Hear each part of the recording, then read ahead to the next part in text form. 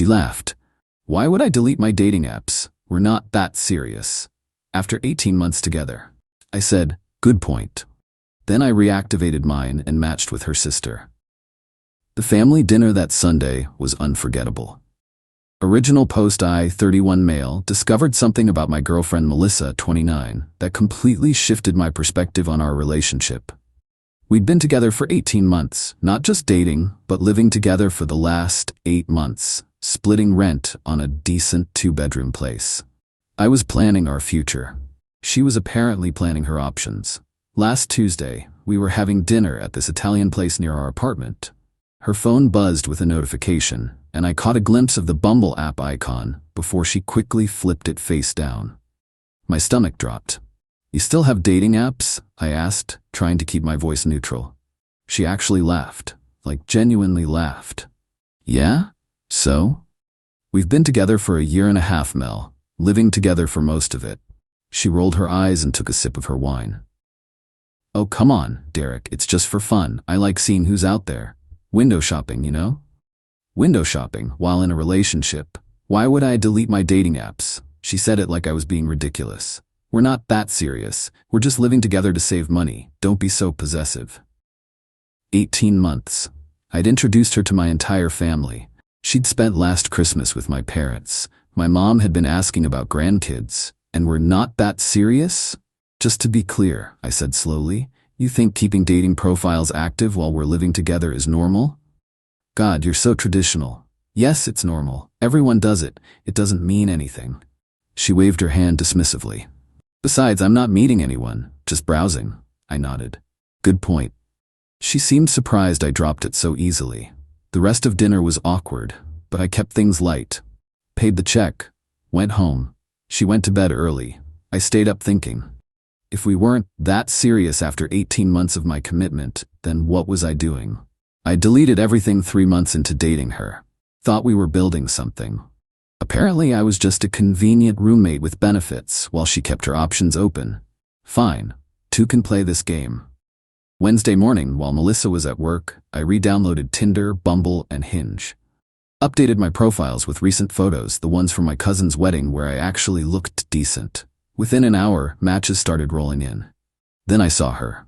Nina, 26, Melissa's younger sister. Now, context. Nina and I always got along great. She was funnier than Melissa, more laid back, and honestly, we had more in common. She was into gaming, loved the same shows I did, and didn't take herself too seriously. But she was my girlfriend's sister, so obviously boundaries existed. Or they did, until Melissa decided we weren't that serious. Nina had super liked me on Bumble. I stared at the screen for a solid minute, then I matched back. Her message came instantly. LMAO, Derek? What are you doing on here? Me. Same thing as your sister, apparently. Keeping my options open, we're not that serious according to her. Wait. Ask her about it. She thinks it's totally normal to stay on dating apps while living with someone. That's messed up. She told me you guys were practically engaged. News to me. Anyway, weird matching with you. Should probably unmatch. Probably, unless... Kidding. Unless... We texted for 3 hours. She told me Melissa had been bragging to their family about how committed I was, how I was husband material, while apparently keeping her profile active the entire time. Nina had actually thought it was weird her sister was on the apps, but assumed they were old profiles. Nina, Sunday dinner is going to be interesting. Sunday dinner? Family dinner at my parents'. Mel didn't tell you? She confirmed yesterday we're both coming. I hadn't been told anything about Sunday dinner. Interesting. Nina, you should still come. Would be hilarious. That would be chaos. Exactly. Thursday, Melissa acted completely normal, even extra affectionate. Made my favorite dinner, suggested we watch a movie together. Never mentioned Sunday dinner. I played along, waiting. Friday afternoon, she finally brought it up. Oh, by the way, dinner at my parents' Sunday, 6 p.m. Wear something nice. Sure, I said, looking forward to it. Saturday, Nina texted, we still on for tomorrow's chaos? Me, your sister has no idea what's coming. Good, she had this coming. BW, I'm wearing that red dress you complimented at Christmas. The game was on. Update 1. The dinner Sunday arrived faster than expected. Melissa spent 2 hours getting ready. constantly asking if she looked good. I told her she did. She was wearing this designer dress I'd bought her for her birthday. $300, I'll never see again, but whatever. The drive to her parents' house was normal. She talked about work, complained about her boss, scrolled through her phone at red lights. I saw the Hinge notification pop up. She quickly swiped it away. We pulled up to the house at 5:45. Nina's car was already there. Melissa's mom, Gloria, greeted us at the door with huge hugs. Her dad, Frank, shook my hand with his usual too-firm grip. "Derek, good to see you, son." Son. Right. Nina was in the living room, and damn, she wasn't lying about the red dress. She looked incredible. She gave me a hug that lasted just a second too long, her perfume definitely different from what I remembered. "Derek, so good to see you," she said with a smile that promised chaos. "How've you been?" "Oh, just keeping my options open," I said casually. Melissa shot me a look but laughed it off. "Derek's been weird lately, midlife crisis at 31. We sat down for dinner. Gloria had made her famous lasagna. Frank opened a bottle of wine. Everything seemed normal until Nina cleared her throat. "So Mel, I saw something super weird on Thursday." "Oh?" Melissa took a sip of wine. "You were on Bumble. Your profile popped up in my feed." The table went silent. Melissa's face flushed. Gloria looked confused. "Bumble? Isn't that a dating app?" "It is," Nina said innocently. "Weird, right? Since Mel's been with Derek for what, almost 2 years?" Melissa laughed nervously. "That must be an old profile. You know how those apps are. They keep your profile up forever." "No," Nina said, pulling out her phone. "It said active today, see?" She showed the screen to the table. There was Melissa's profile, complete with photos from last month's vacation, the one I'd paid for. Frank's expression darkened. "Melissa, what is this?" "It's nothing. I never deleted it. It doesn't mean anything." I stayed quiet, cutting my lasagna. Gloria turned to me. "Derek, did you know about this?" "Found out Tuesday," I said calmly. "She told me we're not that serious and it's normal to keep dating apps while living together." The table exploded. "Not that serious?" Gloria's voice hit a pitch I didn't know was possible. "You're living together." Frank slammed his wine glass down. "Melissa Ann, what is wrong with you?" "You're all overreacting," Melissa protested. "It's 2024. People don't delete apps just because they're in committed relationships," Nina interjected. "Actually, they do. Normal people do." Melissa glared at her sister. "Why are you being such a—" "Actually," Nina interrupted, grinning. "Derek and I matched on Bumble Thursday." If the table exploded before, this was nuclear detonation. Melissa's face went from red to white to purple. "What?" "Yeah, super weird," Nina continued. "But since you two aren't that serious, I figured it was fine. Right, Derek?" I shrugged. "Just keeping my options open, like Melissa taught me." Melissa stood up so fast her chair fell backwards. "You matched with my sister?" "Technically, she super liked me first," I said. Gloria was looking between all of us like she was watching a tennis match in hell. Frank had his head in his hands. "How dare you?" Melissa screamed at me. "How dare I what?" "Follow your rules? You said we weren't that serious. You said keeping dating apps was normal. I'm just doing what you're doing. That's different." "How?" "It just is." Nina laughed. "Classic Mel. Rules for thee, not for me." "Shut up, Nina. This is between me and Derek." "Actually," Frank said quietly, and everyone turned to look at him. "This is between Melissa and her complete lack of respect for relationships. Derek, I'm sorry you've wasted 18 months on my daughter." "Dad," Melissa shrieked. "No, I'm done," Frank continued. "We raised you better than this.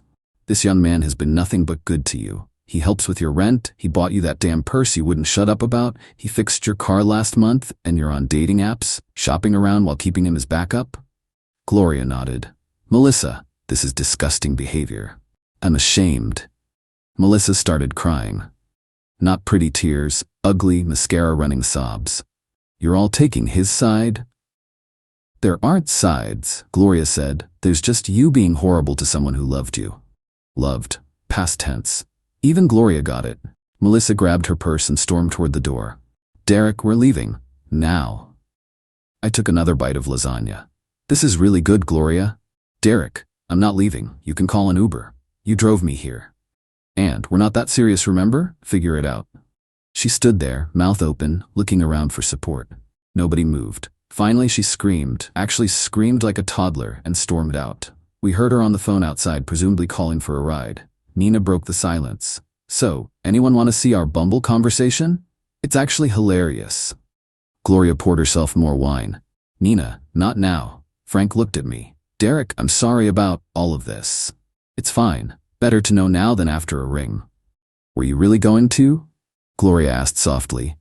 I pulled out my phone and showed them the ring I'd bookmarked. A simple diamond solitaire. Nothing crazy, but it would have cost me 3 months of savings. Was going to start shopping next month, Nina whistled. Bullet dodge, my friend. We finished dinner in relative peace. Melissa apparently got her Uber and left. I helped clean up, had another glass of wine with Frank, and even played cards with Nina and Gloria for a bit. It was weird, but somehow less weird than pretending everything was fine. As I was leaving, Nina walked me to my car. So, that was fun, she said. Fun's one word for it. She bit her lip. Derek, I know this is messy, but I really did always think you were too good for her. Nina, I know, too soon, too weird, but she handed me a piece of paper with her actual number on it. Maybe in a few months when the dust settles we could get coffee? As friends first, obviously. I looked at the paper, at her. She was everything Melissa wasn't. Genuine, funny, actually interested in who I was as a person. Maybe, I said. Let me deal with the aftermath first, she smiled. Fair. Sorry about my sister being, well, herself. You super liked me before you knew about the dating app thing. She blushed. Temporary insanity. You were supposed to swipe left like a good boyfriend. Good thing I'm not that serious of a boyfriend, apparently. We both laughed. It felt good to laugh. Update 2. The meltdown got home around 10 p.m. Sunday night. Melissa's stuff was everywhere, but she wasn't there. Good. I grabbed a beer and started thinking about next steps. Monday morning, 6 a.m. she came home. Still in the same dress, makeup destroyed, looking like she'd been crying all night. We need to talk, she said. No, we don't. You need to find a new place to live. Derek, please. I made a mistake. No, you made a choice. For 18 months, apparently. She started crying again. It didn't mean anything. I never met anyone. But you were looking. While I was planning a future with you, you were keeping your options open. Everyone does it. Your parents don't think so. Your sister doesn't think so. I don't think so. Nina is just jealous. She's always been jealous of me. I laughed. Actually laughed. Jealous of what? Your inability to commit? Your entitlement? Your complete lack of respect for others? How dare you match with her? The same way you dared to stay on 3 different dating apps while living with me, except I did it for 3 days. You did it for our entire relationship. She tried a different approach, got closer, put her hand on my chest. Baby, we can work through this. Couples counseling? I'll delete the apps right now, see? She pulled out her phone, making a show of deleting them. Too late, Mel. Way too late. You're really throwing away everything we built for one mistake? We didn't build anything. I built a relationship while you kept a foot out the door. And it wasn't one mistake. It was 547 days of choosing to keep those apps. That's 547 daily decisions to disrespect our relationship. You counted? I did the math, yeah. She got angry again. Fine, you want me out? I'm taking everything I bought. Take it all. I don't want anything with your energy on it. She started grabbing random stuff, claiming she bought things I knew I'd purchased. I didn't argue, just wanted her gone. What about rent? I paid half. You paid a third, actually. I have the Venmo receipts. But sure, I'll give you the week back. I transferred her $400. There, we're square. That's it? After everything? What everything? We weren't that serious, remember? She screamed again and threw a coffee mug at the wall. It shattered. You'll pay for that too. I said calmly. $30 for the mug, $50 for the security deposit hit. I hate you. Cool. Hate me from somewhere else. The real meltdown came Tuesday when she realized I'd already told our mutual friends what happened. See, while she was having her Monday morning tantrum, I'd sent a group text with screenshots of her dating profiles and her "we're not that serious" quotes. Preemptive strike against whatever narrative she was planning. My phone blew up with messages. Dude, 18 months? That's cold. She was on apps the whole time? Team Derek, that's messed up. Her best friend Qley even texted me privately. I told her to delete those apps months ago. She said she had. I'm sorry, Derek. By Tuesday afternoon, Melissa was in full damage control mode. Posted on social media about toxic relationships and controlling men who spy on their girlfriends. Nobody bought it, especially after Nina commented, "Sis, you literally showed me your Hinge matches last month talking about your backup plans. Stop lying." The comments section turned into a bloodbath. Their cousins, mutual friends, even her coworker added their 2 cents. Turns out, I wasn't the only one who'd noticed her sketchy behavior. Wednesday, she tried getting her stuff while I was at work. Building management called me. "Mr. Rodriguez is here saying she needs to get into your apartment. She's not on the lease and no longer lives here. Do not let her in." "Understood, Mr. Chen." She called me 23 times in an hour, left voicemails ranging from apologetic to threatening. My favorite was, "You're going to regret this when you're alone forever. No one will ever love you like I did." I texted back, "You're right. No one will ever love me like you did. Thank God for that." Update 3. The Extinction Event. Thursday morning, the real circus began. I woke up to 14 missed calls from an unknown number. It was Melissa's new number, apparently. Then came the knock on my door at 7 a.m. Not Melissa, her mom, Gloria. "Derek, I'm so sorry to bother you, but can we talk?" I let her in, made coffee. She looked exhausted. "Melissa is staying with us," she said, "and she's not handling this well." Define not well. "She's convinced you and Nina are secretly together. She's talking about suing you for emotional distress. She wants half of everything in the apartment. She can want all she likes. She's not on the lease. She didn't buy the furniture and emotional distress. She cheated, not me." Gloria sighed. "I know. Frank and I know. But she's our daughter, and she's having some kind of breakdown. She quit her job yesterday." "She what?" "Said she couldn't focus because of the trauma." "Derek, I'm not here to defend her. What she did was wrong. But did you have to match with Nina?" "Gloria, I matched with Nina to make a point. Your daughter spent 18 months on dating apps while I was planning to propose. She needed to understand how that felt." "And Sunday dinner?" "That was Nina's idea, actually." Gloria rubbed her temples.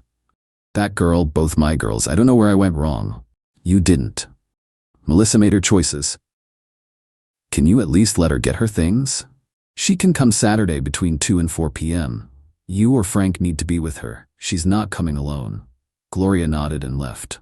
An hour later, I get a text from Nina. "Mom just told Mel she has to be supervised to get her stuff. The screaming is epic." Friday was quiet. Too quiet. I should have known something was coming. Saturday at 2 p.m. sharp they arrived. Melissa, Gloria, Frank, and surprisingly, Melissa's older brother Tony, who I'd only met twice. Tony approached me first. "Hey man, sorry about all this. I'm just here to make sure things stay calm." I appreciated that. Tony always seemed like a solid dude. Melissa wouldn't even look at me. She started packing her things while Gloria helped. Frank stood awkwardly by the door. Everything was going smoothly until she got to the bedroom and saw something that set her off. "Where's my necklace?" "What necklace?" "The gold one, the one my grandmother gave me." "Melissa, you never kept jewelry here. You always left it at your parents' house." "You stole it. You sold it out of spite."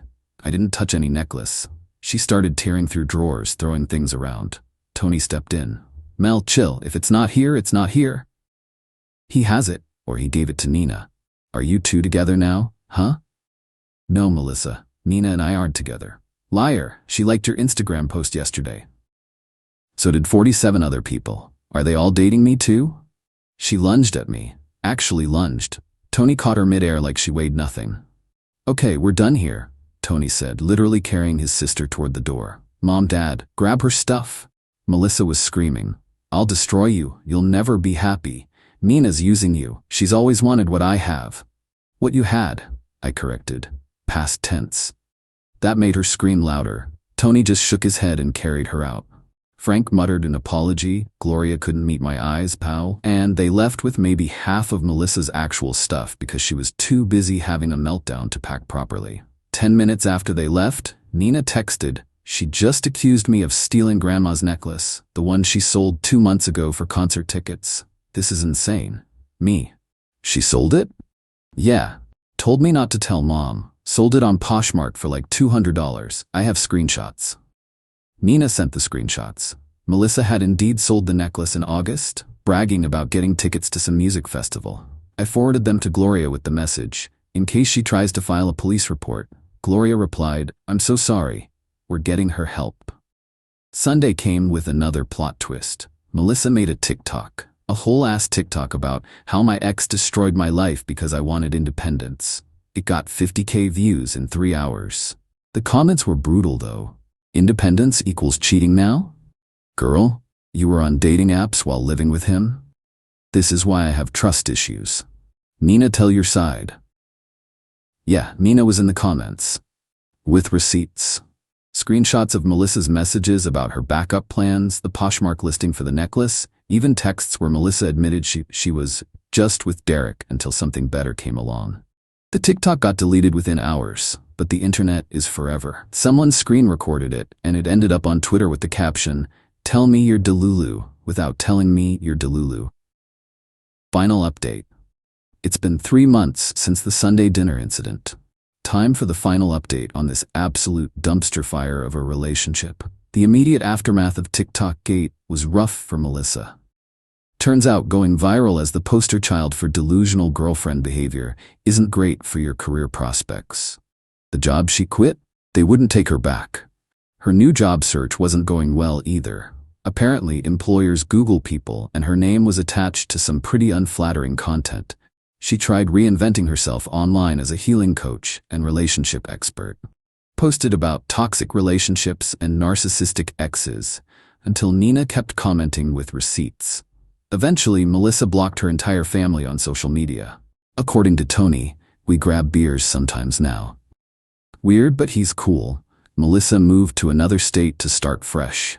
Lives with some aunt who doesn't know the full story. Still single, still on the apps, still convinced she did nothing wrong. Gloria and Frank took it hard. They sent me a card apologizing again and a check for the broken mug, which I didn't cash. They're good people who just raised one broken person out of 3 decent kids. As for Nina and me, yeah, we're together now. Before you judge, hear me out. We waited 2 months. 2 months of just texting as friends, grabbing coffee, being normal humans, getting to know each other without Melissa's shadow. She was nothing like her sister. Honest, funny, actually deleted her dating apps after our 3rd date without me asking. The family dynamics are weird, not gonna lie. Gloria and Frank are supportive but awkward. Tony thinks it's hilarious and calls us the upgrade. Melissa found out last month through a cousin's Instagram story and sent Nina a novel-length text about betrayal and sister code. Nina responded, "The sister code includes not lying about your boyfriend of 18 months being just a roommate when I asked if I could date him after you broke up. You said, and I quote, 'I don't care, he's nobody special, so I took your advice.'" Melissa blocked her again. "We're taking things slow. No moving in together anytime soon, both of us maintaining our own spaces." We joke that Melissa actually did us a favor. I never would have seen Nina as an option if her sister hadn't nuked our relationship so spectacularly. My trust issues are real though. I check dating apps randomly, just to make sure. Nina knows, doesn't take it personally, shows me her phone whenever I'm feeling anxious. She gets it. She saw what her sister put me through. The best revenge? I'm genuinely happy. Not pretend Instagram happy, but actually content. Found someone who thinks deleting dating apps after becoming exclusive is just basic respect. Wild concept, right? Melissa, if you're reading this, and I know you are because Nina says you still search my name weekly, I want to thank you. Thank you for showing me exactly what I don't want in a partner. Thank you for the 18-month masterclass in red flags. And thank you for being so awful that your sister looked like an angel in comparison. Oh, and that ring I was going to buy. I put that money into index funds instead. Already up 12%. Better ROI than a failed engagement. To everyone who followed this saga, thanks for the support. The messages calling me king were cringe but appreciated. The ones calling me an asshole for dating Nina? Yeah, fair. It's messy. But sometimes messy leads to something better. Gloria makes lasagna for us once a month now. Frank taught me his secret poker moves. Tony and I are in a fantasy football league. And Nina? She deletes her social media apps when we're on dates, so she's actually present. Turns out the best revenge isn't elaborate. It's just living better without them. Peace out. P.S. Melissa's Hinge profile is still active. Some things never change.